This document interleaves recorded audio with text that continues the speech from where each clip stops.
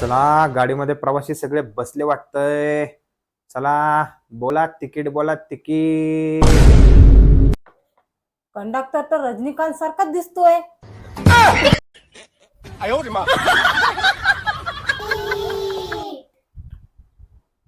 अरे तिकीट बोला ticket. Ticket घ्या तिकीट म्हणलं. बोला म्हणजे नुसतं बोलायचं नसतं. किती तिकीट? 4 हात द्या. 4 हात?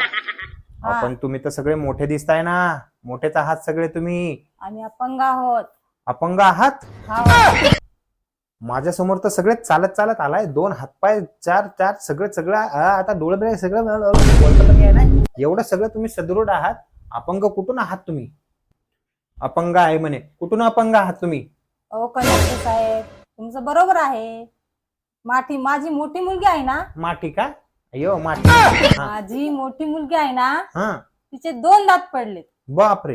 आणि दुसरी नंबरची मुलगी आहे ना, बर. तिचा 1 दात पडलाय. अरे बाप. आणि ह्या 3रा नंबरचा मुलगा आहे ना, त्याचा 1 दात पडलाय. दाखव. दाखव रे. बघा. मग ह्यांच्या सगळ्यांचं ठीक आहे. तुमचे तर पुढचे दात सगळेच दिसतात. सगळेच आहेत. दात आहेत. 2 दाढा पडल्यात. दाढा पडल्यात, इथं दात पडलेत. बापरे. पण तुम्ही असं काय बनवा बनवी करू नका. असा काही नियम नाहीये. तुम्हाला पूर्ण तिकीट फाडावंच लागेल. अपंग म्हणे. कुठून आला अपंगाचा नियम? अहो साहेब, आम्हाला वाटलं एक अवयव नसला म्हणजे अपंग आहे. दात अवयवच झाला ना.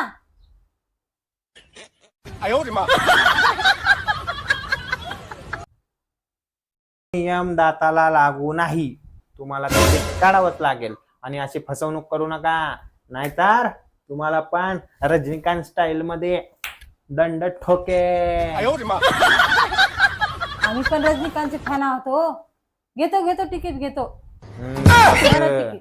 तिकीट घ्यायचं आणि मग पुढचा प्रवास करायचा. हो साहेब. मग बोला तिकीट. असं पण बोला आणि काढा पण. हो.